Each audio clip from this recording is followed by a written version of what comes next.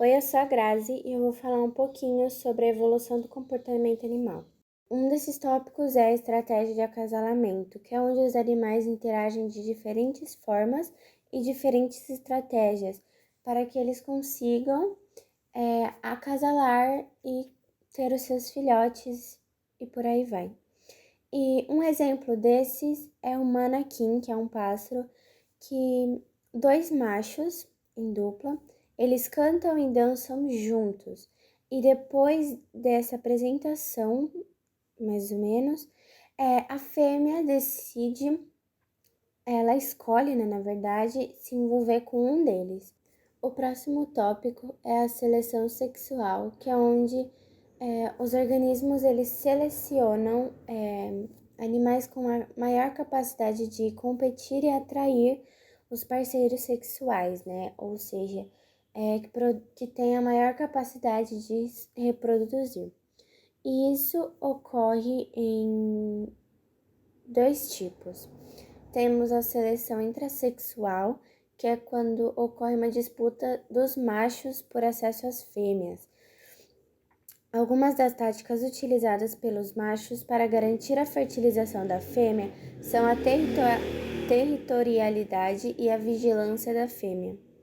Existem ainda outras técnicas, como a competição de espermas, que ocorre com fêmeas que copulam com vários machos. Nesse caso, a produção de maior quantidade de esperma garante a reprodução.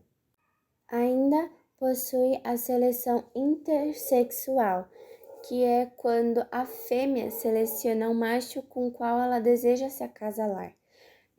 Normalmente, as fêmeas se sentem mais atraídas por machos que possuem características exageradas, como é o caso dos pavões, que além de coloração, podemos citar como exemplo a vocalização, sendo o canto também um atrativo para as fêmeas.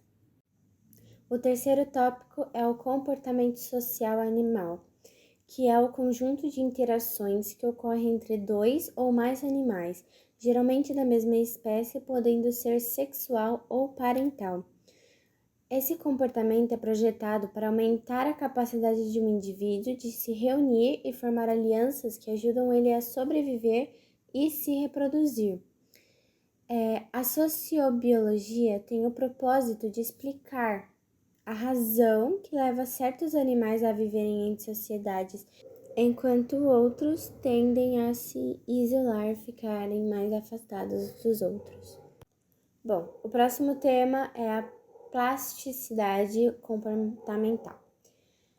A evolução do comportamento animal envolve sim a plasticidade comportamental, que é a capacidade dos animais de ajustarem seu comportamento em resposta a mudanças em seu ambiente. Isso é fundamental para a sobrevivência e reprodução em ambientes variáveis. Os animais podem exibir essa plasticidade de várias maneiras. Uma delas é a migração e movimento, que são muitas espécies de animais migram para encontrar recursos como comida e abrigo. Esse comportamento é altamente flexível e depende de fatores como temperatura e disponibilidade de alimentos. A segunda maneira é por meio da reprodução, onde a época de reprodução e algumas estratégias reprodutivas, elas são flexíveis. Por exemplo, algumas espécies podem atrasar a reprodução em resposta a condições desfavoráveis a elas.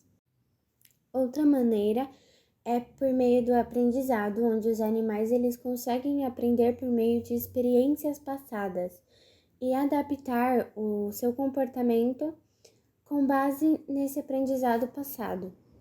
Isso inclui o condicionamento operante clássico, onde associações são feitas entre estímulos e respostas. Outro meio é por meio da comunicação, onde muitos animais têm o seu sistema de comunicação muito flexível e que podem ser ajustados para diferentes situações para conseguirem se adaptar, como por exemplo os pássaros, onde eles podem mudar o seu canto para atrair parceiros ou repelir os seus rivais.